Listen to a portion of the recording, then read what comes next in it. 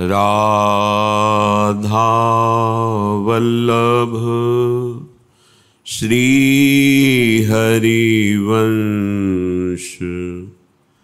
राधा वल्लभ श्री हरिवंश।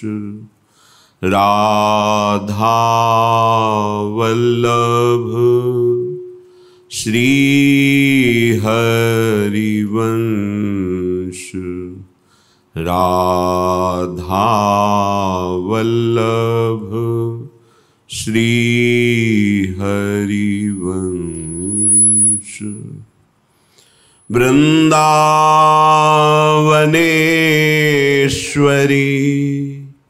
तवैव पदारविन्दं प्रेमामृतैकमकरन्द रसौघपूर्णम्। हृद्यर्पितं मधुपते स्मरतापमुग्रं निर्वापयत् परम शीतलमाश्रयामि। निर्वापयत् परम शीतलमाश्रयामि। राधा राधा राधा राधा।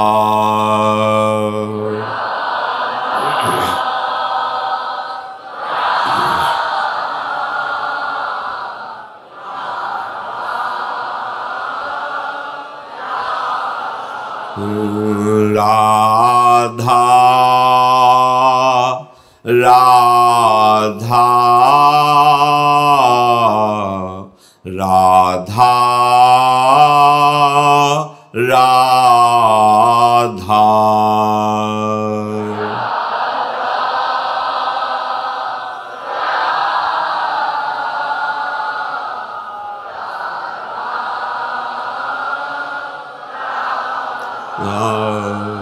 राधा राधा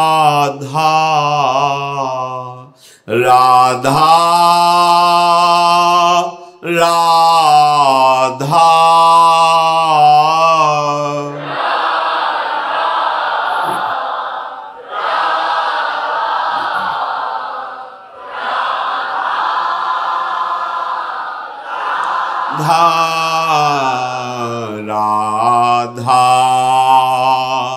राधा राधा राधा राधा।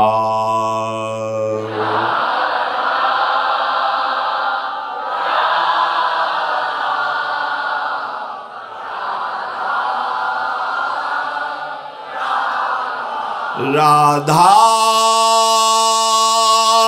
राधा राधा राधा।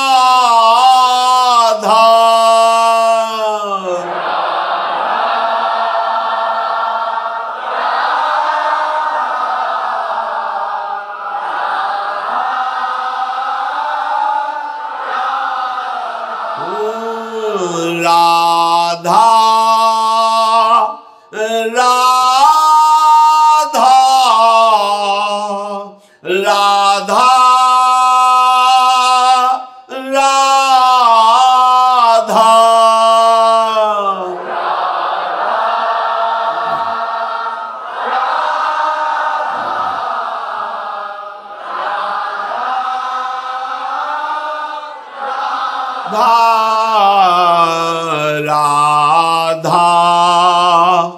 राधा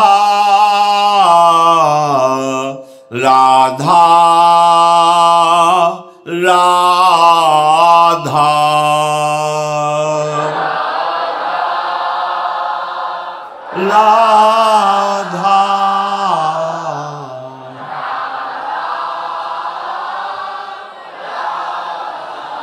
श्री राधा वल्लभ लाल की जय। परम सच्चिदानंद घन प्रेमानंद स्वरूप नवनिभृत निकुंज महामहिम परम पावन श्री वृंदावन धाम, श्री वृंदावन धाम के लाडिले युगल सरकार श्री प्रिया प्रीतम जो समस्त हित परिकर निज परिकर श्री प्रियालाल प्रेम स्वरूप वृंदावन में प्रेम स्वरूप सहचरियों के मध्य प्रेममयी क्रीड़ा करते रहते हैं।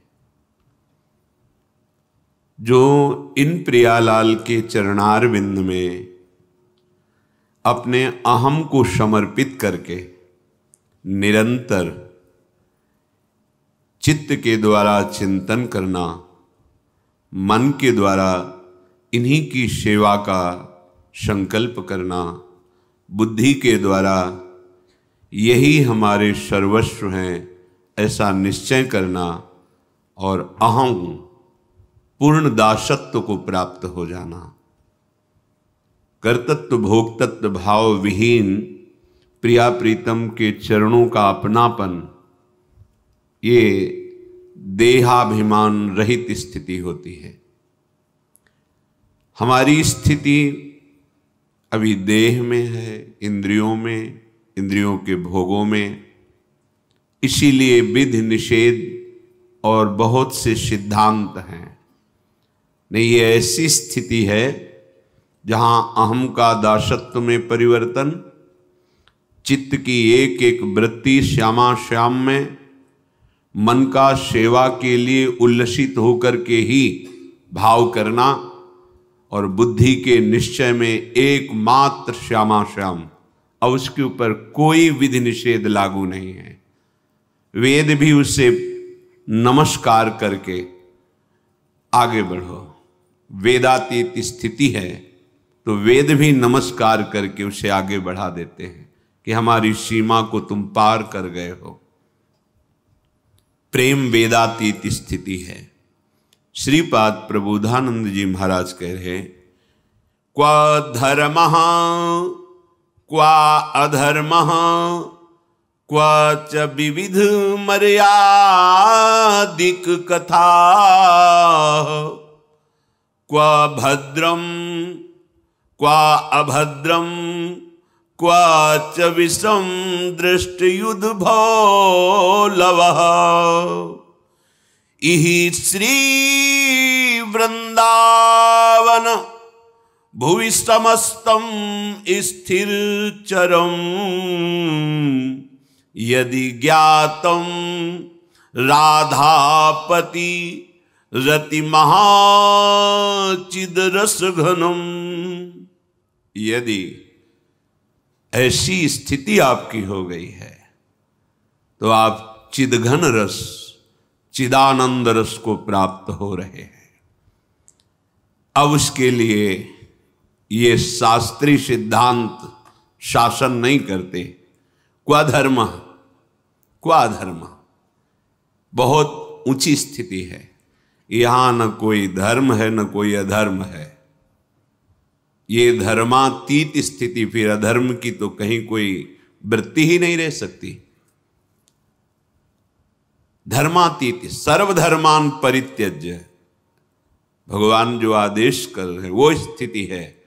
किसकी? बोले जो यदि ज्ञातम राधापति रति महाचिद रस घनम, जिसको ये ज्ञान हो गया है कि चिद चिद लक्षणम सर्वम राधा कृष्णमयम जगत, मेरे प्रिया प्रीतम ही विविध रूपों में प्रकाशित हो रहे हैं। ये जो नानात्व है ये है नहीं, जो है वो दिखाई नहीं दे रहा, जो दिखाई नहीं दे रहा उसी का अनुभव हो जाना, ये सिद्ध पुरुष का लक्षण है। वो चिदानंद रस में स्थित हो जाता है। अब उसके लिए क्या धर्म है, क्या अधर्म है, क्या कल्याणमय है, क्या अकल्याणमय है, क्या विधि है, क्या निषेध है, ये सब बातें बहुत दूर हो जाती हैं। जहाँ प्रेम का स्फुरण होता है वो चिदानंद में भाव देह को प्राप्त हो जाता है। उसी भाव देह से चिदानंद रस का अनुभव होता है। जब तक ये देह अभिमान है तब तक धर्म अधर्म, विधि निषेध, कल्याण अकल्याण, इन सब का शासन ये छोड़ना है, ये पकड़ना है। लेकिन जब प्रीति का उदय हुआ तो न लाज तीन लोकन की, न वेद को कहो करे, न शंख भूत प्रेत की, न देव जच्छते डरे। सुने न कान और की, द्रवे न और इच्छना, ये स्थिति वेदान्नपि सन्न्यस्ति, समस्त वेद सिद्धांतों का भी ये पूर्णतः त्याग होता है, पूर्ण स्थिति, वेदातीत स्थिति। इसीलिए भगवान अवतार लेते हैं। हमारी देह भाव में स्थिति है, मन और इंद्रियों के साथ भोगों में विचरण कर रहे हैं। तो नवनिभृत निकुंज में जो प्रिया प्रीतम अद्भुत प्रेम में सुख की वर्षा कर रहे हैं, चिदानंद रस की वर्षा हो रही है, वहां हमारी कैसे पहुंच हो, कैसे हम इस देह भाव को छोड़ें। इसीलिए भगवान का अवतार होता है। भगवान ने जो प्रगट में कहा, परित्राणाय साधूनाम विनाशाय च दुष्कृताम, इसके लिए उनको अवतार लेने की जरूरत नहीं है। भगवान यम में इतनी सामर्थ्य है कि अनंत ब्रह्मांडों का वो शासन कर सकते हैं। काल दंड उनके हाथ में विराजमान है। यम पास में बंधा हुआ और काल दंड के द्वारा प्रहार किया हुआ कोई त्रिभुवन में नहीं बच सकता। भगवान वरुण देव अपने वरुण पास में बांध लें तो किसी की ताकत नहीं कि उसे नष्ट कर सके। कितने से भगवान के द्वारा स्थापित लोकपाल हैं, प्रजापति जन हैं। भगवान को कुछ बलवान दुष्टों का संहार करने के लिए आना पड़े और कोई सामर्थ्यशाली ही नहीं है, बहुत सामर्थ्य भगवान ने दी है, अनंत शक्तियां हैं उनकी। पर ये प्रगट में समझाने के लिए भगवान ने कहा, वस्तुतः भगवान का अवतार अपने प्रेमी जनों को सुख प्रदान करने के लिए, और वो लीलाएं जिनका गायन और श्रवण करके ये अद्भुत चिदानंद रस की प्राप्ति होती है। पर हम जब भगवान की लीलाओं को गुरुजनों के चरणों में बैठकर सुनते हैं, उनके आश्रित होकर उपासना करते, तभी रहस्य समझ में आता है भगवान भी वही लीला कर रहे हैं जैसे मनुष्य। वो बुद्धि मलिन होने के कारण ये बात उसको समझ में नहीं आती है कि भगवान अपनी महिमा से उतरते हैं। कोई भी उन्नति को प्राप्त होता है,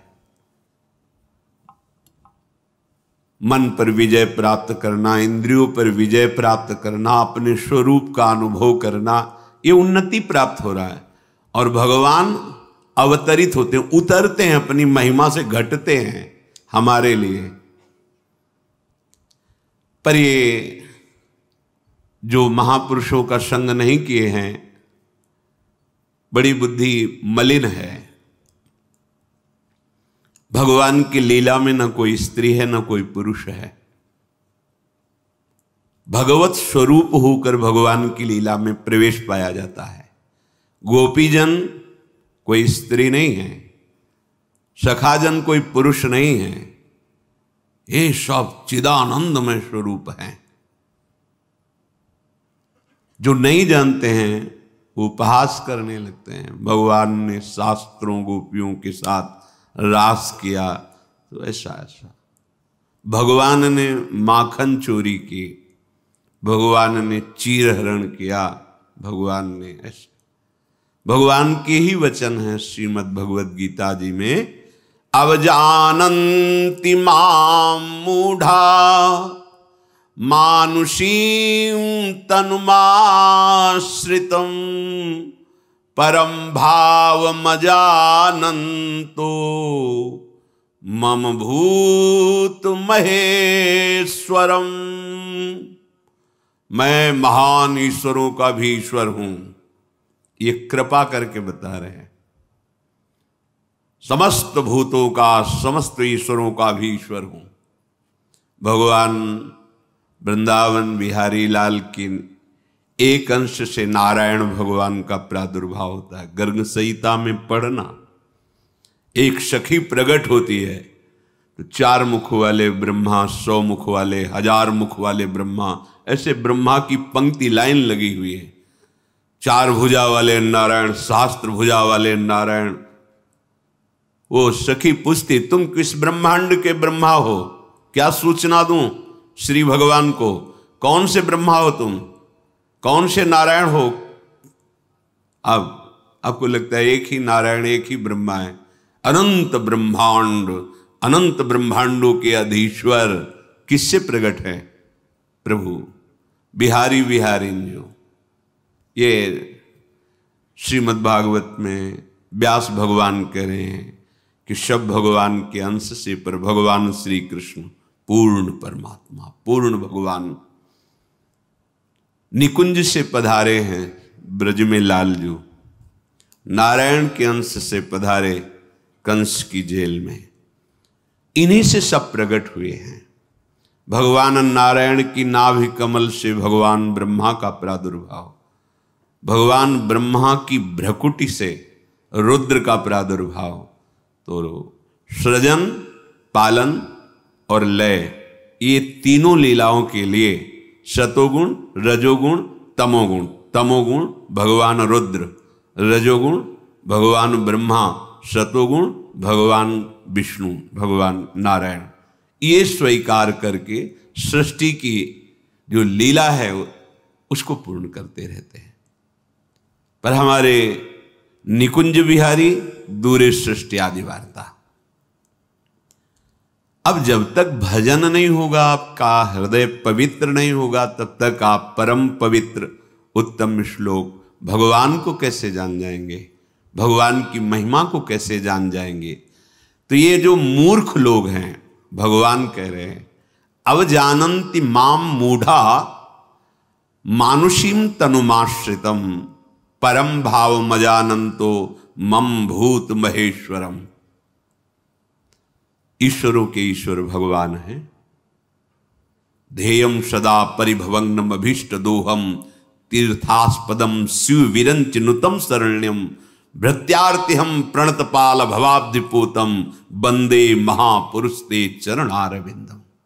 शिव विरंच नुतम शरण्यम, भगवान शिव ब्रह्मादि जिनके चरणों का आश्रय लेकर के भवाब्धिपूतम है, भव समुद्र से पार होने के जहाज है इनके चरणारविंद।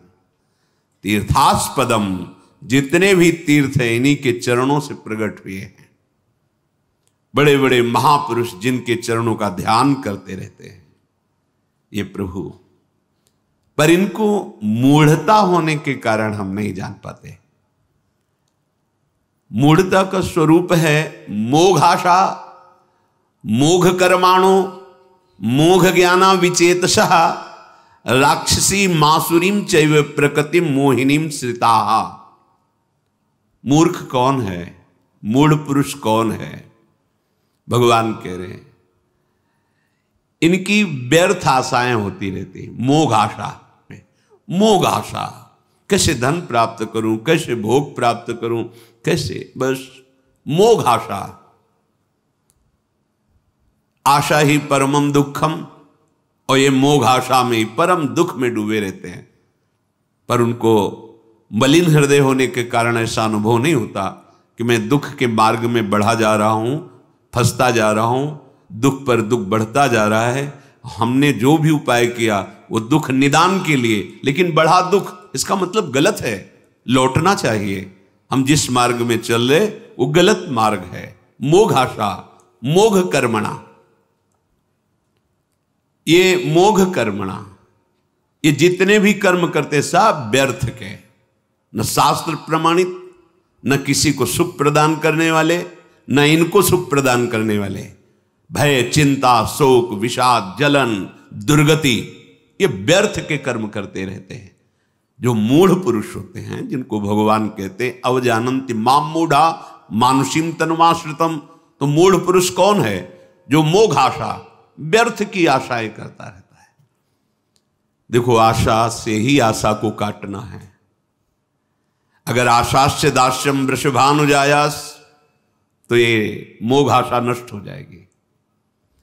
प्रभु के दासत्व की आशा हृदय में प्रकट हो जाए, प्रेम सहित हुलसात सेवा श्यामा श्याम की जय मन ई भांति दिन दिन प्रति अनुराग शो, खत्म हो जाएगी। ये व्यर्थ कर्म नहीं है, ये व्यर्थ आशा नहीं है, ये सच्चिदानंद प्रभु के मिलन की आशा समस्त दुराशाओं को भस्म कर देगी। प्रभु की चरणारविंद की सेवा के निमित्त किया हुआ कर्म वो आपको भगवत प्राप्ति करा देगा। वो मोघ कर्माणो नहीं है, व्यर्थ कर्म नहीं है, वो सत्य है।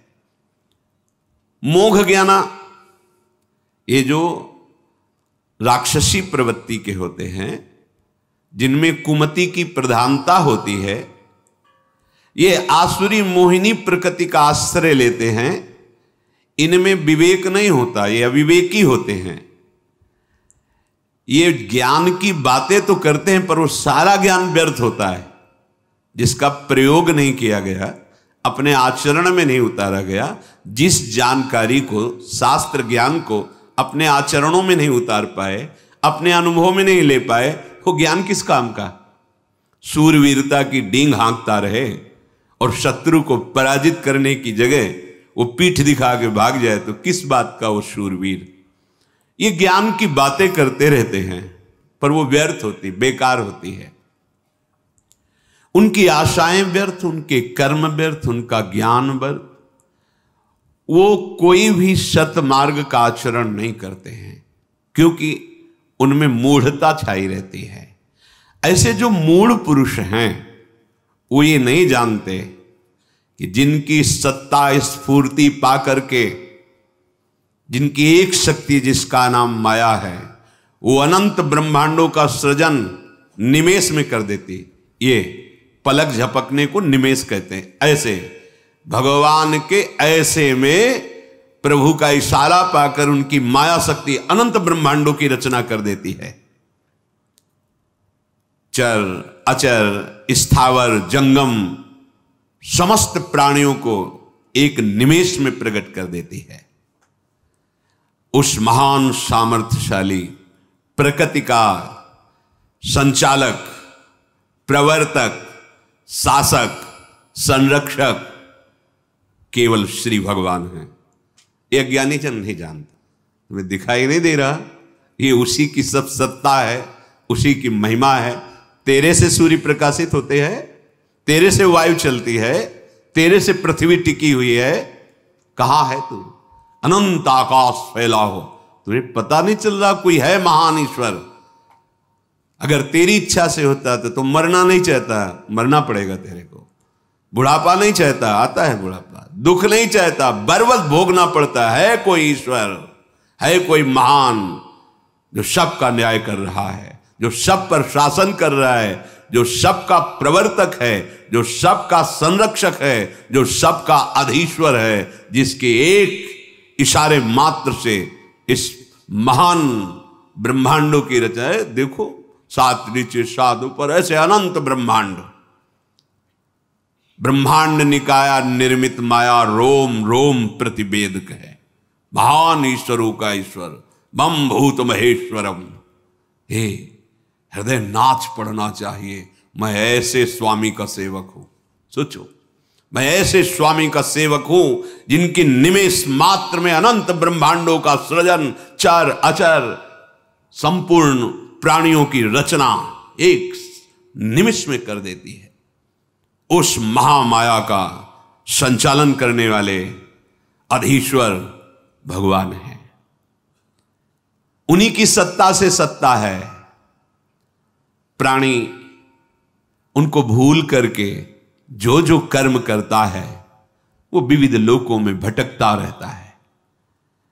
उन लोकों में भी उन पर शासन और विधान उन्हीं का चलता है, प्रभु का। जितने देवता हैं इनको एक सीमित शक्ति दी गई है, उसके अनुसार वो आप पर शासन करेंगे। क्रम है। जैसे यहां देखो ना, एक कोतवाल में जो सामर्थ्य दी गई, उसके ऊपर उसके अधिकारी में, उसके ऊपर उसके क्रम से देखो अधिकार बढ़ता चला जाता है। फिर कहते हैं ये राष्ट्रपति हैं। तो अनंत ब्रह्मांडों का जहां से बल शासन प्रकट होता है वो भगवान श्री कृष्ण हैं। सब क्रम से पहुंचोगे तो इन्हीं के चरणारविंद मिलेंगे। जो सबका ईश्वर है, सबका स्वामी है, सबका मालिक है, वो है भगवान श्री कृष्ण। पर ये मूढ़ पुरुष नहीं जानते। ये मूढ़ पुरुष कैसी कैसी बातें, इनकी सुनने लायक बातें नहीं। ये बातुल भूत विवश मतवारे, ते नहीं बोले हैं बचन विचारे।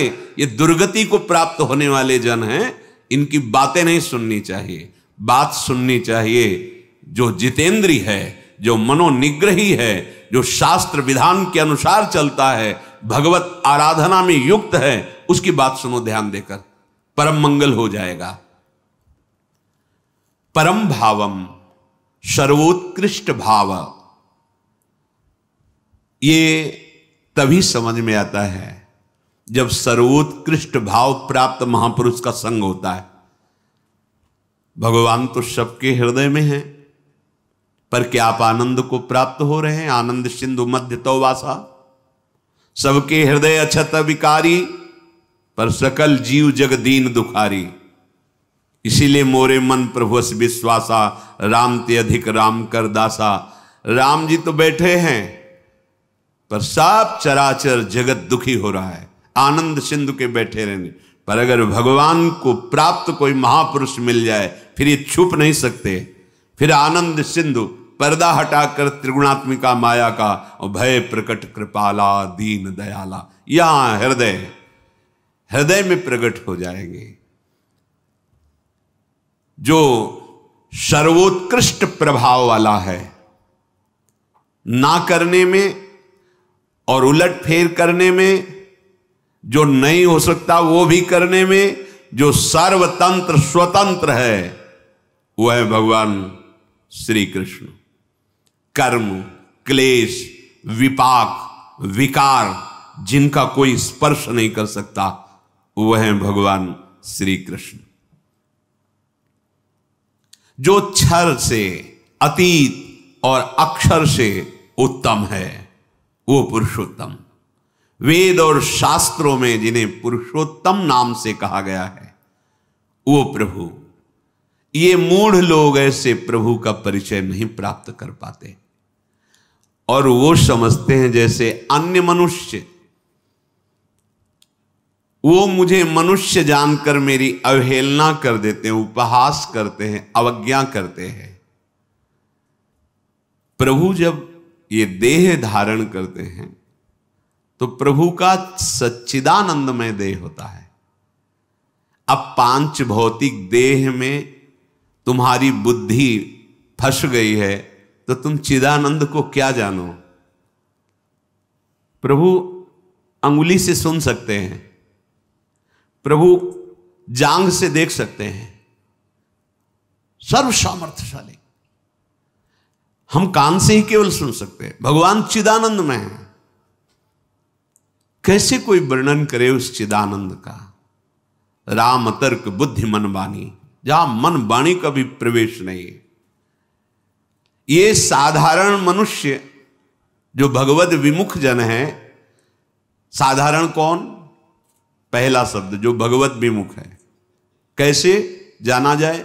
जो शरीर में आसक्त है, कुटुंब परिवार में आसक्त है, धन संपत्ति पद अधिकार को ही सुख मानता है, और केवल इसी में अपने चित्त को जोड़े रहता है, बस वही है साधारण मूढ़ मनुष्य। क्या परिचय? जो शरीर में आसक्त है, परिवार में आसक्त है, भोगों में आसक्त है और इसी का चिंतन करता रहता है, धन और पद यही जीवन की उपलब्धि है जिसकी, वही मूढ़ पुरुष है। क्यों? जिसलिए आया था उस सच्चिदानंद को जान नहीं पाया, उसका भजन नहीं किया और व्यर्थ के सब कार्य। जब शरीर छूटेगा, न तुम्हारी विद्या, न तुम्हारा पद, न तुम्हारा धन, न तुम्हारा संबंधी, न तुम्हारा शरीर, कोई साथ नहीं जाएगा। तो हुआ ना सब व्यर्थ। वो इच्छित पदार्थों को मिलने से बड़े हर्षित होते हैं और ना मिलने से वो क्रोधित हो जाते हैं। ये मूढ़ पुरुषों का स्वभाव है। जो उत्तम पुरुष हैं वो प्रिय और अप्रिय की प्राप्ति में हर्ष और शोक को प्राप्त नहीं होते, क्योंकि वो भगवान के चरणारविंद के चिंतन से समत्व को प्राप्त हो जाते हैं। साधारण प्राणी जैसे अपने कर्म के अनुसार जन्म लेता है, फिर बढ़ता है, फिर मर जाता है, वो ऐसा भगवान को भी समझते हैं। पर कभी गौर से देखिए, 16 वर्ष की अवस्था के बाद भगवान की अवस्था नहीं बढ़ती। भगवान हर समय नव किशोर रहते हैं। शास्त्रों वर्ष भगवान श्री राम जी ने राज्य किया है, शास्त्रों वर्ष। प्रभु श्री कृष्णचंद्र जी 125 वर्ष पर रहे नव किशोर ही हैं। प्रकट लीला सच्चिदानंद बपू से प्रकट होते हैं, फिर वात्सल्य में, जो वात्सल्य भाव से सिद्ध महापुरुष माता पिता बनने का अधिकार प्राप्त किए, उनकी प्रार्थना से वो बाल रूप हो जाते हैं। बाल रूप से 16 वर्ष की अवस्था तक बढ़ते हैं, बस वही स्वरूप बना रहता है। ऐसा नहीं होता कि प्रभु 40 वर्ष के हो गए, 45 वर्ष के, तो शरीर का जो प्राकृतिक ढंग है वो आ गया, ऐसा नहीं। हर समय नव किशोर रहते हैं। दाढ़ी मुझे सब नहीं भगवान कहती। और कभी भगवान जिसे युद्ध आदि में प्रवृत्त हुए हैं, तो ऐसा नहीं कि रक्त स्राव हुआ हो, जहां दिखाई दे वो भ्रम माना ना, क्योंकि भगवान के तन में पंचभूत वाला शरीर ही नहीं है, चिदानंद है, तो लीला दिखाई देती है। कोई भी बाण भगवान के श्रीअंग में प्रवेश नहीं कर सकता, क्योंकि कोई भी बाण है वो पार्थिव है और भगवान का अंग चिदानंद में सच्चिदानंद रूपाय। अगर ऐसा कहीं चित्र दिखाई दे कि भगवान के बाण लगा रक्त प्रवाह, वो कल्पना है उसकी। चिदानंद में ये सप्तम धातु नहीं होती, हड्डी, त्वचा, रक्त, मांस, मज्जा, ये सब नहीं होता। चिदानंद बपू है भगवान। वो भगवान के शरीर को साधारण मनुष्य शरीर मानते हैं। बहुत सी ऐसी भगवान की लीलाएं हुई, अगर ध्यान से देखो तो आपको अनुभव होने लगेगा ये चिदानंद का ही प्रभाव है। पार्थिव शरीर में सामर्थ्य नहीं है। जहां बछड़े और गौओं ने जल को मात्र पिया, वो पधार गए थे, सब मृत हो गए थे। उसमें लालजू विहार कर रहे हैं, कालिया का मर्दन कर रहे हैं। अगर वो पंच भौतिक तन हो तो प्रभाव पड़े ना, क्योंकि ये सब अवतारी हैं, गाय भी बछड़े भी। पर भगवान के चिदानंद बपूम से अब उनमें प्रभाव पड़ गया विष का, लेकिन प्रभु के नहीं पड़ा। दावन लगा, प्रभु आग पी गए, उनके प्रभाव पड़ जाता। गोपीजनों की बाह्य देह प्रकृति जनित दिखाई देती थी, क्योंकि जब उनके पतियों ने उनको रोका, प्रसंग में ध्यान देना, तो शरीर को रोका और वो पहुंच गए चिदानंद बपू से।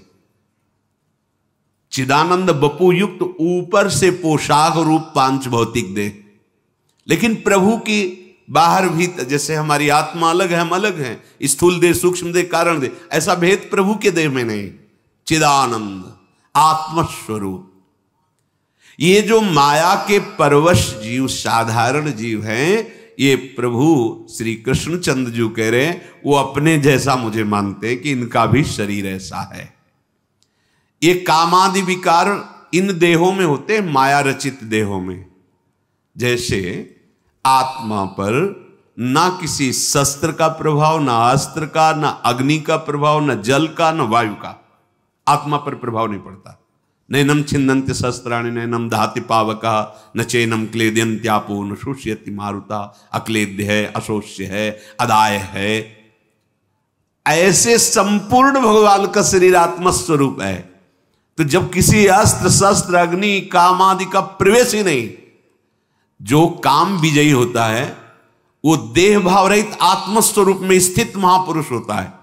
नहीं स्वात्मा रामम विषय मृग तृष्णाम भ्रमयति, जो आत्म तत्व में स्थित है, कोई भी विषय उसे विचलित नहीं कर, विषय का प्रवेश ही नहीं वहां। जो आराधना करके आत्मा, और जो सबकी आत्माओं की परम आत्मा है, वो आत्म स्वरूप देह है भगवान का, सच्चिदानंद बपू। उसमें इन विकारों का काम क्रोध लोभ मोह मद मत्सर या जन्म मृत्यु, इनका लेस मात्र, इनकी नाम की आराधना, इनके चरण की आराधना करने वाला इनका विजयी बन जाता है, जीवन मुक्त हो जाता है। फिर भगवान में इन विकारों को कहां पर, ये मानुषी तनुमाश्रितम, भगवान के इस देह को भी मनुष्य जैसा मानकर उसे साधारण समझते हैं। भगवान शरीर के आश्रित नहीं होते। शरीर के आश्रित तो वे ही होते हैं जो कर्म करते हुए कर्ता भाव को प्राप्त होकर कर्म किए हैं, उनको कर्म भोग भोगने के लिए शरीर मिला है। सुख भोगने के लिए देव शरीर, महान दुख भोगने के लिए यातना शरीर, दुख सुख मिश्रित भोगने के लिए यहां मृत्यु लोक में शरीरों की प्राप्ति होती है। पूर्वकृत कर्म के अनुसार शरीर बनता है, परंतु भगवान का जो श्रेयंग है वो कर्मजन्य नहीं है, वो ब्रह्मा की रचना नहीं कि ब्रह्मा ने भगवान को बनाया। जैसे सब देव मानव पशु पक्षी जितना जड़ चैतन्य है वो सब ब्रह्मा जी के द्वारा प्रकट किया। सबके पितामह, सबके प्रजापति भगवान ब्रह्मा हैं, और जो ब्रह्मा को प्रकट किए वो भगवान नारायण हैं। जो भगवान नारायण जिनके अंश हैं भगवान श्री कृष्ण चंद्र जो हैं, निकुंज बिहारी हैं। भगवान किसी की रचना नहीं है, स्वप्रकाशित हैं, स्वयं प्रकट हैं। भगवान का शरीर कर्मजन्य नहीं है, इच्छयात वपुषः, भगवान स्वतंत्र रूप से आत्मस्वरूप से, कोई शासन नहीं, कर्म का शासन नहीं, माया का शासन नहीं। हम सब प्रकृति के अधीन होकर जन्म लेते हैं, भगवान प्रकृति को अधीन करके प्रकट होते हैं।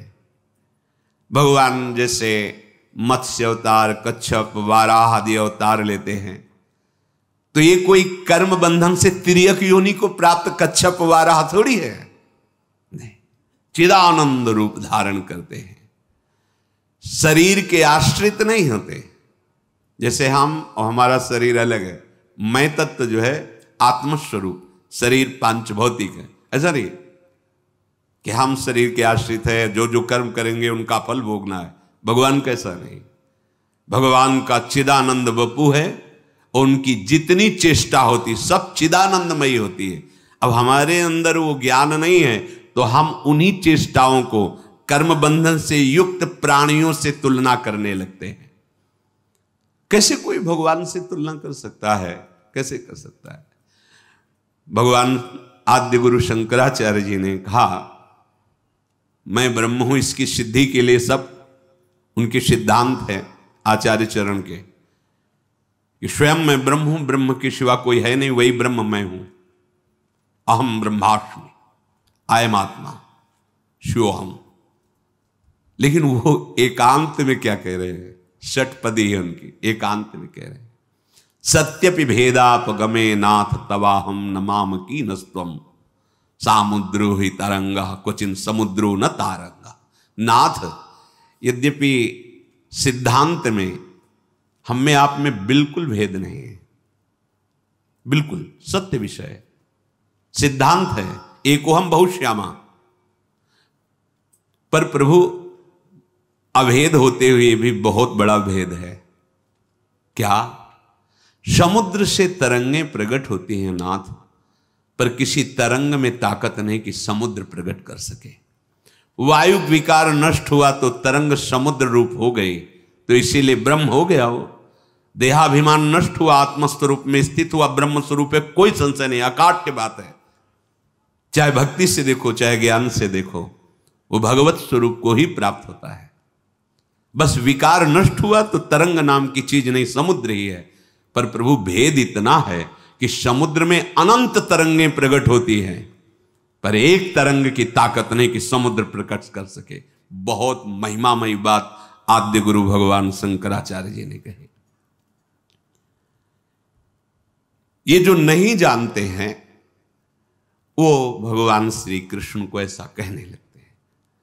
5 किलो का एक बांट लीजिए और ऐसे अंगुली में रखिए, देखो कितने घंटे रख सकते हो? 7 दिन 7 रात 5 किलो का बांट रख के दिखाओ।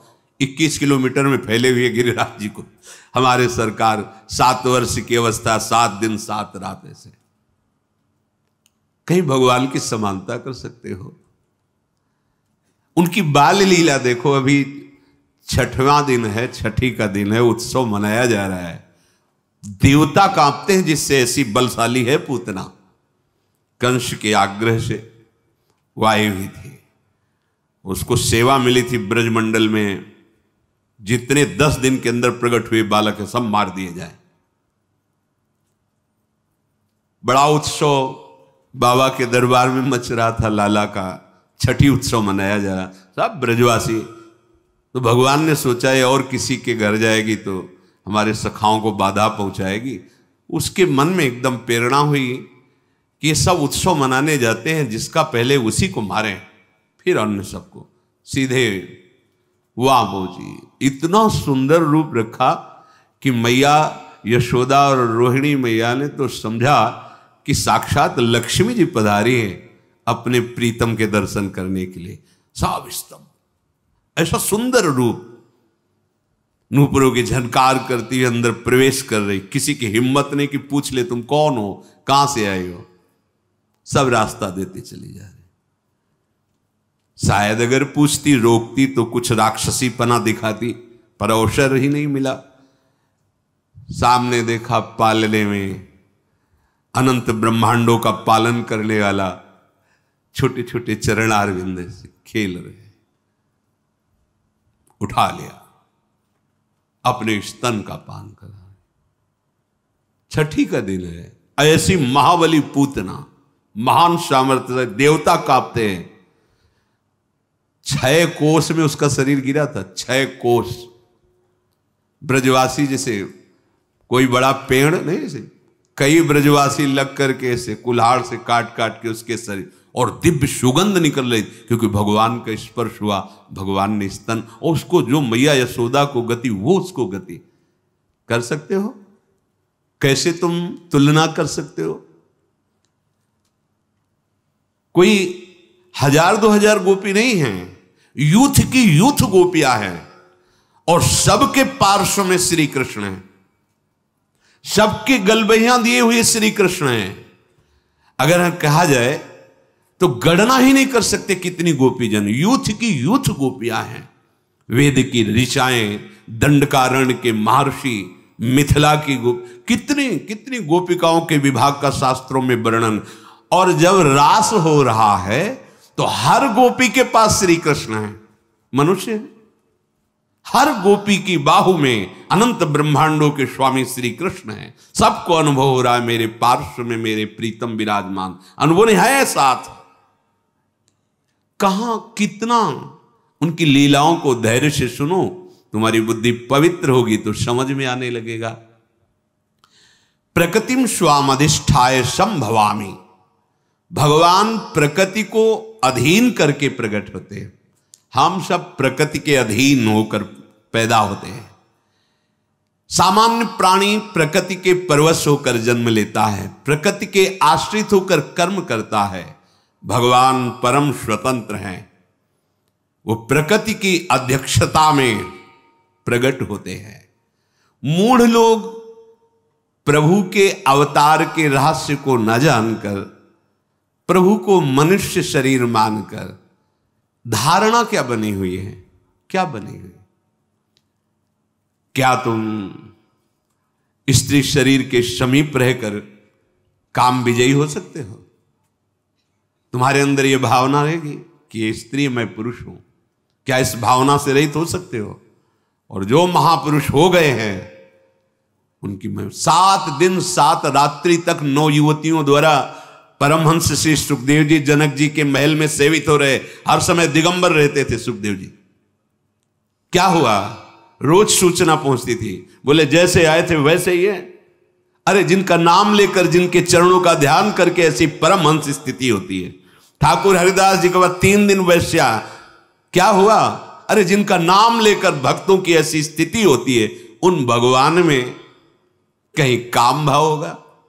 उन भगवान में कहीं किसी शरीरों के श्रृंगार या स्पर्श से सुख होगा? सुख सिंधु को किसी सुख की जरूरत है? अच्छा, उनके सिवा और है कौन? गोपी नाम च तत्पति नाम सर्वेशामेव च, जो गोपियों को पतियों के, जो चराचर जगत की आत्मा है वही बने हुए, वो अपने आप से अपने आप में खेल रहे हैं। पर वो अपने आप से अपने आप में खेलना वो बिना भजन के नहीं जान सकते, वो कोई काम चेष्टा नहीं है। पर ये मूढ़ मानुषी तनुमाश्रितम वो समझते हैं कि भगवान मेरे जैसा ही शरीर धारण करके मैं जिस काम आदि के अधीन होकर चेष्टा करता हूं, ऐसे भगवान के अधीन। वो भगवान तो माखन चोरी किए। अरे वहां बर्तन नहीं रखते थे नंद बाबा के घर में कि भाई भगोने में मक्खन रखा है या बाल्टी में दूध रखा है। 10 लाख गौएं तो कहां कुंड बने हुए थे। कुंड, ये दूध का कुंड, ये दही का कुंड, ये माखन का कुंड, घी का कुंड, बाबा के यहां कुंड थे। लाला अगर दिन भर स्नान करता रहे तो भी लाला माखन नहीं पा रहा जाके। उन महर्षियों ने जो तप किया और गोपी स्वरूप से आए, उनका भाव पाने के लिए, उनको सुख देने के लिए, जैसी गोपी भावना करती है, लालजू महाराज उस चेष्टा को अपना भजन मानते हैं, अपनी सुख का अनुभव करते और उसी चेष्टा से जाकर उसको सुख प्रदान। काश ऐसा होता, लाला ऐसे करता, ऐसा करता, वैसे ठाकुर ये यथा माम प्रपद्यन्ते तास्तथैव भजाम्य हम। ये जो मूढ़ पुरुष हैं, ये नहीं जानते कि अनंत ब्रह्मांडों के उत्पन्न, पालन और लीन करने की सत्ता इन्हीं से स्फूर्ति होती है। वो अवहेलना करते हैं प्रभु की। नहीं सुनना चाहिए ऐसे लोगों की बातें, नहीं मानना चाहिए। अगर ऐसे लोगों के पास बैठोगे, ऐसी बातें सुनोगे तो भगवत विमुख हो जाओगे। जो हम सुनते हैं, देखते हैं, बोलते हैं वही मनन होता, जो मनन होता वही हमारी स्थिति होती है। ये उत्पत्ति विनाशशील पदार्थों को सत्य मान करके उनका संग्रह करना और भोगना, यही इनका उद्देश्य रह जाता है। वो ये नहीं जान पाते। जन्म कर्म च मे दिव्य मेवं यो वेत्ति तत्वतः त्यक्त्वा देहं पुनर्जन्म नैति मामेति सोऽर्जुन। भगवान कह रहे हैं, बड़ी कृपा करके भगवान अवतार लेते हैं। ये दुष्टों को मारना भगवान के लिए कोई बात नहीं। एक संकल्प करते हैं तो सृजन पालन लीला उसी संकल्प से चलती रहती है। अनंत ब्रह्मांडों का सृजन निमेष में उनके लिए, बोले कंस को मारने के लिए भगवान का अवतार हुआ, रावण को मारने के लिए भगवान, जिनकी एक इच्छा मात्र, एको हम बहुश्यामा। कैसे कैसे ये केवल अनुग्रहाय भूतानां मानुषम देहिमास्थिता भजते तादृशी क्रीडा या श्रुत्वा तत्परो भवेत। भगवान कृपा करके अवतार लिए हैं, जो उनके प्रेमी जन हैं उनको सुख प्रदान करने के लिए, जो भूले हुए जन हैं उनको ऐसी लीला जिसका गायन करके, श्रवण करके परम पवित्र हृदय होकर उनकी प्राप्ति कर ले। भगवान की लीला गायन श्रवण से जैसी पवित्रता प्राप्त होती, ऐसे और किसी साधन से नहीं। कि रत्नावती जी ने केवल भगवान की महिमा सुनी, लीला सुनी, महान भागवत भक्त भूप कहकर उनको नाभाजी ने संबोधन किया। मथुरा की ब्राह्मण पत्नियां केवल भगवत चर्चा सुनी, उसके प्रभाव से भगवत साक्षात्कार हुआ। भगवान कृपा करके अवतरित होते हैं, ऐसी लीलाएं करते हैं जिनको हम गा करके, सुन करके, चिंतन करके भगवान की प्राप्ति करते हैं। इसलिए भगवान कह रहे हैं जन्म कर्म च में दिव्य। भगवान के जन्म कर्म दिव्य हैं, हमारे पार्थिव हैं। भगवान जन्म मृत्यु से सर्वथा अतीत है। वैसे जो भगवान के स्वरूप का वर्णन है, भगवान ही कह रहे हैं अजोपि सन्न्यव्ययात्मा भूतानामीश्वरोऽपि सन् प्रकृतिं स्वामधिष्ठाय संभवाम्यात्म मायया। मैं अजन्मा हूं, मां के गर्भ में नहीं जाते भगवान। जैसे देवकी मैया या कौशल्या मैया अनुभव होता है, ना होने पर कितना नानात्व का अनुभव हो रहा है। अरे एक स्वप्न में देख लो, न कोई वस्तु होती है, न व्यक्ति होता है, न कोई प्रिय होता है, न कोई अप्रिय होता है, लेकिन सब कुछ होता है। इस जगत में एक प्रभु के सिवा कुछ नहीं है। लेकिन देख लो, सब दिखाई दे रहा है, क्या है? ये माया है। उसी भगवान की माया से ऐसा अनुभव होता है कि मेरे गर्भ है, पर भगवान गर्भ से नहीं प्रकट होते। भगवान बाहर प्रकट जहां भी अवतार हुआ देख लीजिए आप। कंस कारागार में भगवान पहले अपने स्वरूप में प्रकट होते हैं, चतुर्भुज परमेश्वरशाली महामहिम स्तवन करते हैं वसुदेव जी, देवकी जी। फिर कहते प्रभु आप इस स्वरूप में नहीं, आपने कहा था कि मैं आपको आपके वात्सल्य भाव का सुख देने वाला रूप धारण करूंगा, पर प्रभु जब आप वो रूप धारण करेंगे मुझे भय लग रहा है कि कहीं कंस कोई अमंगल ना कर दे। भगवान देखते देखते बालक बन गए। ऐसे ही चक्रवर्ती सम्राट महाराज दशरथ जी के महल में भी कौशल्या जी के सामने भगवान पहले अपने स्वरूप में प्रकट हुए। फिर माता पुनि बोली सोमति डोली तजहु ताते रूपा कीजय शिशु लीला अति प्रीशीला सुसुख परम मनुपा। तो सुनि बचन सुजाना रोदन ठाना होई बालक। ऐसा नहीं हुआ कि भगवान जैसे अपने गर्भ में रहते हैं 9 महीने फिर प्रकट होते हैं, ऐसा नहीं। भगवान प्रकट होते हैं। माता ने स्तवन किया कि आप शिशु लीला का वरदान दिए थे कि आप हमारे, ये सौभाग्य कि आप हमारे पुत्र हो, तो आप उसी रूप में आओ। सुनि बचन सुजाना रोदन ठाना वही बालक स्वरूपा। उसी समय भगवान बाल स्वरूप हो जाते हैं। यद्यपि भगवान करे अजोपि सन्न्य व्यय आत्मा, मैं अजन्मा हूं, अजह अजन्मा हूं, अव्यय आत्मा, मैं अविनाशी हूं, फिर भी अपने भक्तों के लिए, संपूर्ण प्राणियों के परम कल्याण के लिए मैं अपनी प्रकृति को अधीन करके प्रकट होता हूं, देह धारण करता हूं। जब तक हम भजन नहीं करेंगे तब तक भगवान की लीला, भगवान की महिमा को हम नहीं जान पाएंगे, क्योंकि हमारी इच्छाएं तो अभी भोगों में है। जहां इच्छा है वही ममत्व है, आसक्ति वही चिंतन है। कैसे जान पाएंगे? जब तक उनका चिंतन नहीं है तो कैसे जान पाओगे?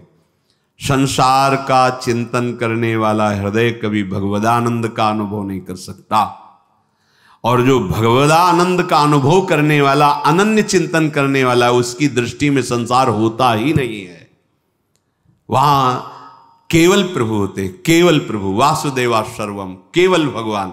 ये ऐसा जैसे आपको दिखाई दे रहा है तो लगता है भावना करनी होती है, ये प्रारंभिक है ही नहीं कोई, केवल प्रभु ही। देखो गोपी जन कह रहे जित देखूं तित श्याममय, श्याम ही श्याम, जड़ चैतन्य कछु नहीं दिखत, जित दिखत तित श्याम खड़े। भगवान जब प्रकट होते हैं तो लीला ऐसे ही करते हैं कि कोई विवेकवान भक्तिवान ही भगवान को समझ पावे, नहीं तो जैसे सत्राजित पधारे ना, तो सत्यभामा के साथ भगवान भी रो रहे थे, बड़ी विपत्ति आई, हमारे ससुर पधार गए, वैसा ऐसा। लीला, ऐसी लीला करते हैं कि ये लगेगा कि भगवान है भला। तुम्हें तो बात जाने दो, गरुड़ जी को नागपाश में बंध गए, मुझे छुड़ाना पड़ रहा है। इसीलिए इनकी शरण में रह के इनसे प्रार्थना करता रहे कि कभी हमारे नेत्रों में आपकी माया का पर्दा न पड़ने पावे नाथ। भगवान की लीलाएं अलौकिक हैं। भगवान का चिदानंद धाम है, जहां अनादिकाल से अनंत काल तक उनकी चिदानंदमयी लीला होती रहती है। उन्हीं भगवान को सर्वांतर्यामी रूप से निराकार भाव से उपासना की जाती है।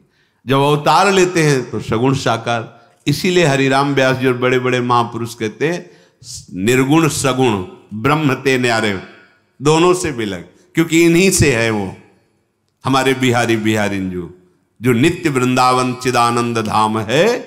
ये अपने महल में विराजते हैं बिहारी बिहारिंजू, और इन्हीं के अंश से सब ये लीलाएं होती रहती है। अब यहां से जब अवतार लेते हैं ब्रजमंडल में, तो यहां दो अवतारों की लीला आती है। एक भगवान के ईश्वर अवतार जो कंस कारागार से नंदालय में पधारते हैं, और एक निकुंज से जो अद्भुत रास विलास लीला करते हैं। अगर ये रास विलास लीला भगवान नारायण की होती तो ध्रुवदास जी ने वर्णन किया है, शिव श्रीपति यद्यपि ललचाही मन प्रवेश तिन उनको नाही, निगमागम की कौन चलावे महाविष्णु के मन नहीं आवे, या रस को तवही अधिकारी कृपा करें जब राधा प्यारी।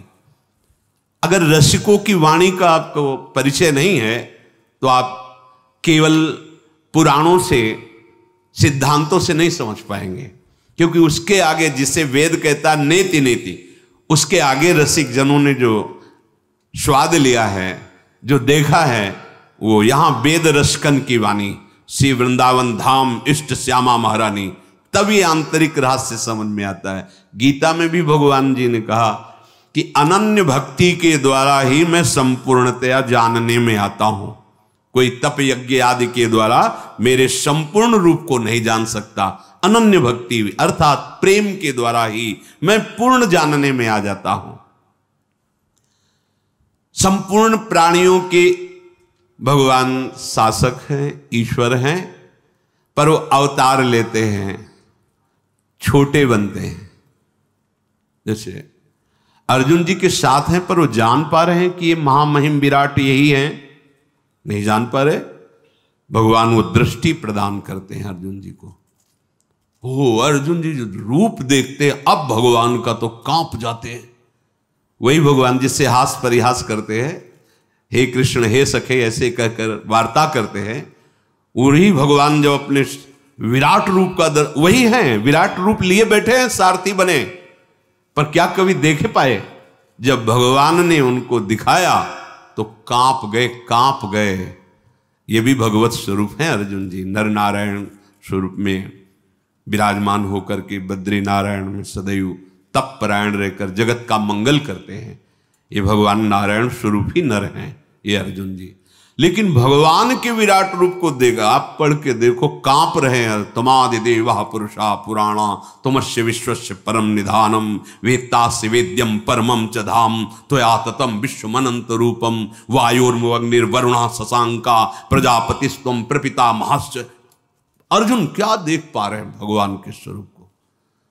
इससे भी लगे एक भूमा रूप का दर्शन कराया। कैसे कोई पार पा सकता? अगर ये जनावे तो जान ले, नहीं तो कोई पार ही नहीं पा सकता है। आप और आप स्वयं जाकर वहां प्रणाम करते हैं, भूमा पुरुष है, प्रणाम करो इनको, जो ब्राह्मण बालकों का अपहरण करके। ये भगवान अवतार के समय अपनी शक्ति को छोटे से छोटा करके, जितना जहां जैसी आवश्यकता है, वास्तव में यही भगवान की भगवत्ता है कि जो अनंत ब्रह्मांडों का शासक है वो अर्जुन के घोड़े हाँक रहा है। अर्जुन की आज्ञा, मेरा रथ है केशव ले चलो, दोनों सेनाओं के मध्य में खड़ा करो, भगवान को आज्ञा कर रहे। जैसा जैसा भाव भगवान पर किया जाता है वैसा ही अनुभव कराते हैं। सतोगुण, रजोगुण, तमोगुण, इन तीनों गुणों से अलग भगवान शुद्ध स्वरूप से प्रकट होते हैं। कोई रंग ही नहीं है जिससे, कल एक बच्ची पूछ रही थी, प्रिया जो कितनी गोरी हैं और श्याम सुंदर कितने काले हैं। गोरी प्रिया भी चकोरी की तरह जिन्हें देखती है, ऐसे श्याम सुंदर है। नंद के लाल हरियो मन मोर, कौन बोल रही है? हमारी स्वामिनी जी, जिनके रूप का वर्णन करने के लिए उनकी सखियां कहती तेरो रूप कहत नहीं आवे। प्यारी जी कैसे कोटि कोटि रसना जो रोम रोम प्रति होए, प्यारी जी के रूप को न प्रमाण कहे जाए। चाहे स्वामी जी बोले, चाहे हित जी बोले, चाहे ध्रुवदास जी बोले, जितने रसिक महापुरुष, ऐसा रूप प्यारी जी चकोरी की तरह देखते हैं। थे कहत चहत प्रीतम दिशि, बदन चंद्र मनो त्रसित चकोरी। आप देखो ऐसे हैं काले श्याम सुंदर कि गोरी प्रियाजू के नेत्र चकोरी की भांति उनके रूप लावण्य मिले। ऐसे मत समझना कि श्याम सुंदर काले जैसे है, ऐसे नहीं है। मुनि मन मोहन, विश्व मन मोहन, मदन मन मोहन और सुमन मन मोहन। नंदालय में जो खंभे हैं वो मणिजटित हैं, तो लालजू की जो प्रतिबिंब जब तो माखन खाएगा, ऐसे कितना सुंदर रूप। और मैया देखकर आनंद ले। स्वमन मनमोहन, अपने रूप को देखकर लुभायमान हो जाते हैं और कहते हैं हमसे दोस्ती करोगे? वो रूप दिखाई दे रहा है, बहुत सुंदर, माखन खाओगे? नहीं खाओगे। अच्छा, प्रभु अनंत ज्ञान के समुद्र, अनंत रूप के समुद्र। और प्रियालाल का जो रंग है वो प्रकृति में है ही नहीं है। प्रकृति में सतोगुण, रजोगुण, तमोगुण से ही सब कुछ प्रकट हुआ है। और प्रभु का त्रिगुणातीत रूप है, सच्चिदानंद रूप है। तो स्याही ही सच्चिदानंद नहीं तो कैसे बना है? पर जितने रूप है सब उनके हैं, क्योंकि कहो सो कहां जहां प्रभु नहीं। पर होते हुए भी अभी वो नहीं, और वही ना होते हुए भी सब जगह है। बड़ी सुंदर पहेली है, सुलझा लो तो महापुरुष हो जाओगे। सबसे परे सब में भरे वही है। पर इतने सुंदर हैं कि तुलना में कुछ है ही नहीं। अनंत ब्रह्मांडों में है ही नहीं कि कैसे श्याम रंग की तुलना। बस ऐसे समझो जैसे द्वितीया का चंद्रमा प्रकट हो तो शाखा, चंद्र शाखा ने ऐसे, ओ देखो वृक्ष की डाल के एक हाथ ऊपर चंद्रमा दिखाई दे रहा है। ऐसे कि जैसे नवीन जलधर मेघ की कांति, जैसे केकी कंठाभ नीलम, पर नहीं है, उपमा नहीं। श्याम सुंदर की श्रीअंग कांति की तो बात जाने दो। उनका जो मोर पंख लगा हुआ है ना मुकुट में, मूर्छित हो जाओगे उसकी सुंदरता देख के। मोर है ही नहीं मोर पंख में ऐसा। दोनों अलग अलग करके दर्शन कराए जाते हैं। जब उपासक आगे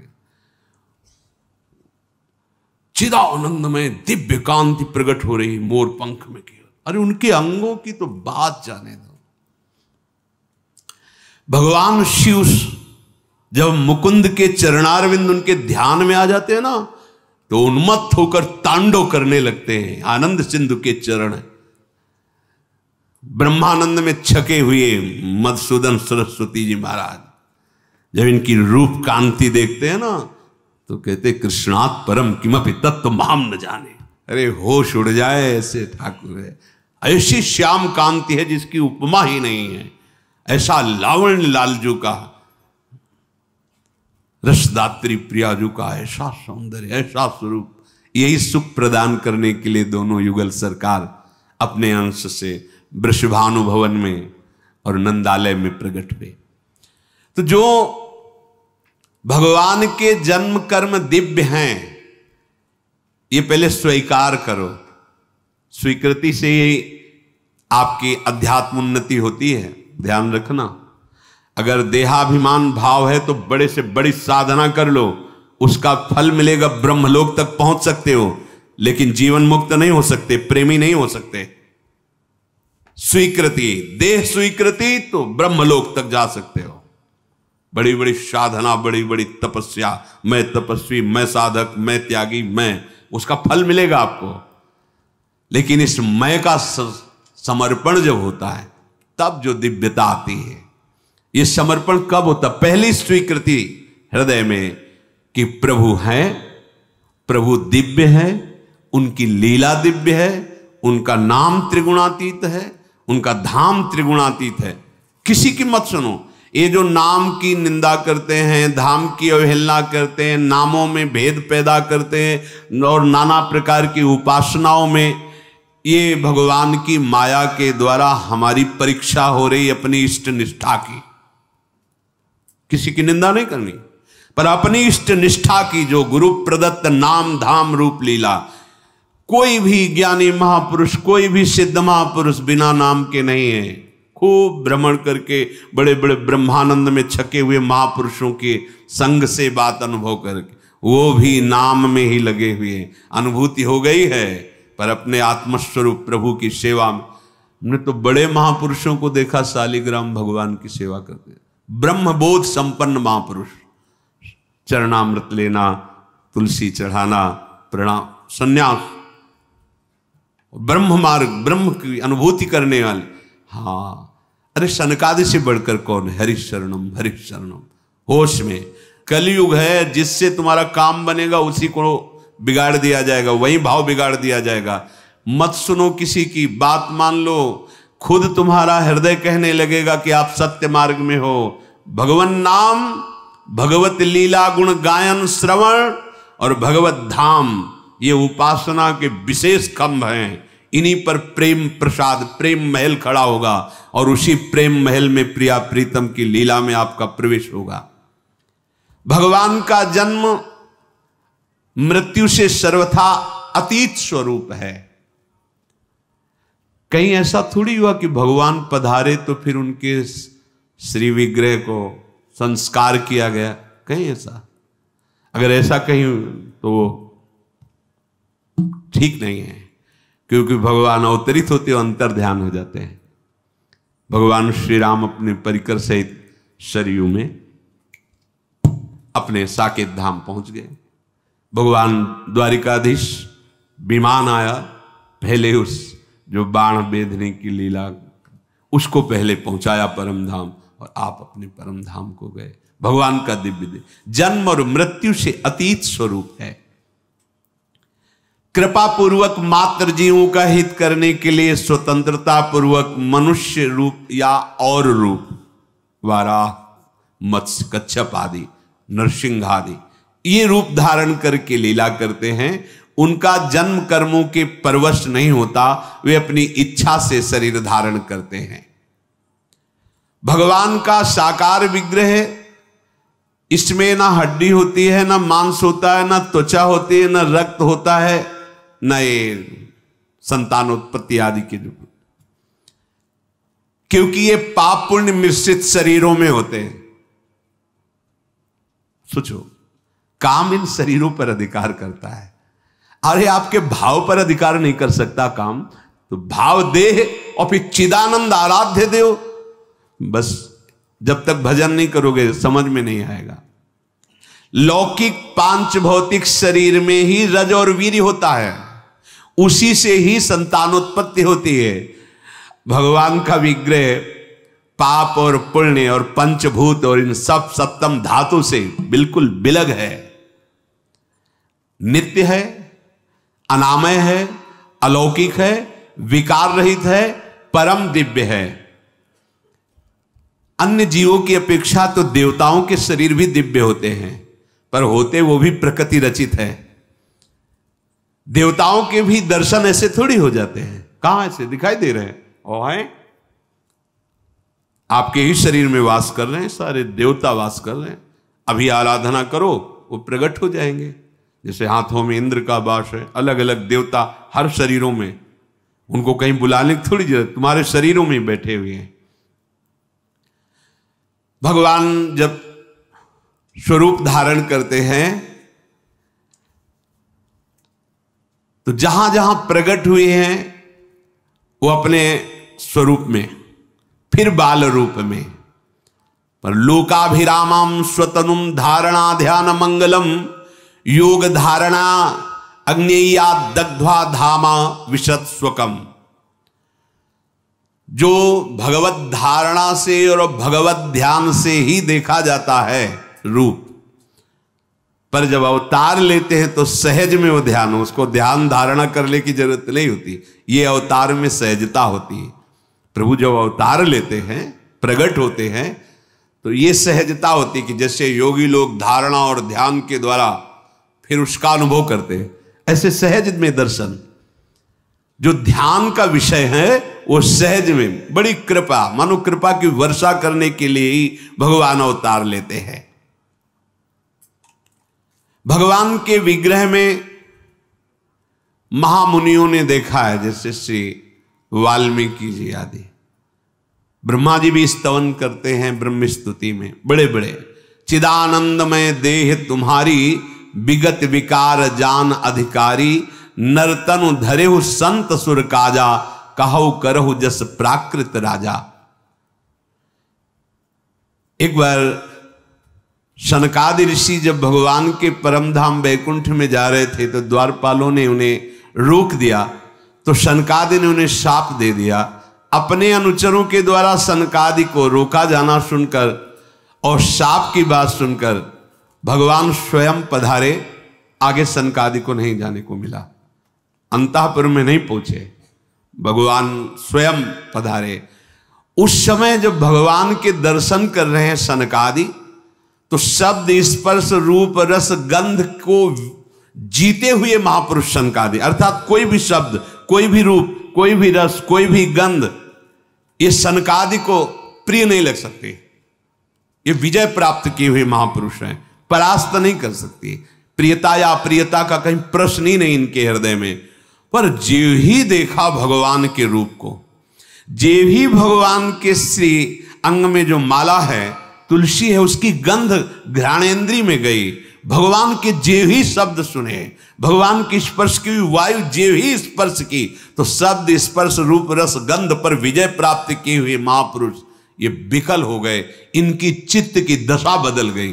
तो क्या है ये? भगवान का सौंदर्य, भगवान का रूप कोई ये पांच भौतिक या जागतिक नहीं है। शब्दादि विषय गंध आदि में इतनी सामर्थ्य नहीं कि शनकादि को खींच सके, लेकिन इनका मन आकृष्ट ही नहीं, विचलित हो गया। प्रेम विकलता, खलबली पैदा हो गई। दिव्य गंध, दिव्य दर्शन, चिन्मय स्वरूप को देखकर शनकादि विकल हो रहे हैं। शनकादि जनक जी विकल हो रहे हैं। इन्हीं विलोकत अति अनुरागा, बरबस ब्रह्म सुखै मन त्यागा। तो ये भगवान का अवतार, भगवान की लीला कथन श्रवण मनन करके हम इस माया पर विजय प्राप्त कर लें, इसलिए भगवान का अवतार हुआ है।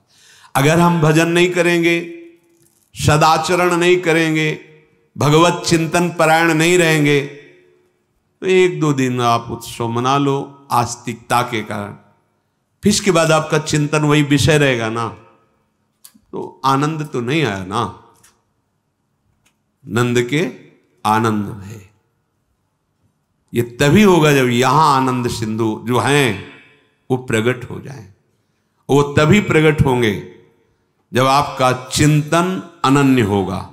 अन्य चिंतन, ये बहुत बड़ी बात है, यहां अपने लोग चूक करते रहते हैं। सुलभा भगवान शब्द बोले हैं, सुलभा, मैं उसके लिए सुलभ हूं। अनन्य चेता सततम यो माम स्मृति नित्य सा तस्याहम सुलभा पार्थ, मैं उसके लिए सुलभ हूं। बस चिंतन, चिंतन उसी का बनता है जो भगवान की लीलाओं का गायन करता है, लीलाओं का श्रवण करता है और उनकी चरण सेवा करता है, सेवा विराजमान करता है, नाम कीर्तन करता है, नाम जप करता है। इससे अभ्यास ऐसा बन जाता है कि फिर प्रभु का चिंतन छूटता ही नहीं। तंद्रा में है या निद्रा में है, स्वप्न में है या जागृति में है, वही बने रहते हैं, उन्हीं का चिंतन चलता रहता है। उनका चिंतन होना अर्थात भगवत प्राप्ति होना। अखंड चिंतन, फिर आप देख लेना, चिंतन संभालो। भगवान का अवतार अनन्य चिंतन करवाने के लिए हुआ है कि हमारी लीलाओं को गाओ, सुनो और उनका मनन करो, हमारा अनन्य चिंतन करो। कृपा सिंधु भगवान अकर्ता हो करके भी ऐसी चेष्टाएं, ऐसी क्रियाएं करते हैं जिनके केवल गाने मात्र से, देखो, सब काम से पीड़ित हृदय वाले जन ये समझ ही नहीं पा रहे सुखदेव जी महाराज क्या कह रहे हैं। भगवान श्री कृष्ण के द्वारा ये जो रास लीला की गई है, अगर इसका आप गायन करोगे तो आपका हृदय रोग, काम रोग दूर हो जाएगा। देखो, श्री हिताचार्य चरण कह रहे हैं कि जो चतुरासी जी के 84 पद हैं, इनमें उन लीलाओं का गायन है। अगर आप इन लीलाओं का गायन करोगे तो आपके हृदय में जो काम वेदना है शांत हो जाएगी। भव जलनिधि को नाव, काम पावक को पानी। आपके हृदय में प्रेम प्रकट हो जाएगा, प्रेम भक्ति को मूल। आपके सारे शोक संताप नष्ट हो जाएंगे। मोद मंगल सुखदानी, और सारे वेदों का सिद्धांत सार है भगवत लीलाओं का गायन श्रवण करना। और इन्हीं नेत्रों से निरखय जुगल किशोर, इतना लीलाओं में सामर्थ्य भरी है।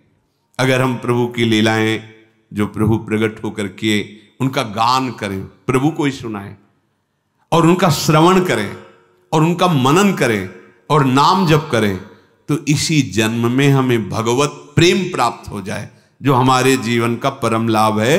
सच्ची सच्ची, जैसे आप आंख मूंदते हैं तो अंधेरा नजर आता है ना, ऐसे आप खोले रहो या मूंदे रहो, वो गौर श्याम कांति झलकती रहती है, वो कृपा करके हृदय में प्रकाशित रहते हैं। ऐसे है तो जिधर देखो उधर वही छाए रहते हैं। यही जीवन का परम लाभ देने के लिए भगवान अवतरित थे। बड़े बड़े जो बलशाली असुर हैं, एक संकल्प से पूरे ब्रह्मांडों का विनाश हो जाए, उनके लिए अवतार लेने की जरूरत नहीं। वो अपने प्रेमी जनों को सुख देने के लिए और प्रेम प्राप्त करने के लिए लालसा वाले उपासकों के लिए जो भगवान ने लीलाएं की, उनका गायन करें, श्रवण करें, आनंद उत्सव मनाएं। हमारे हृदय में भगवान प्रकट हो, हमारे हृदय में प्रियालाल प्रकट हो। शेष चर्चा आगे। श्री राधा वल्लभ लाल की।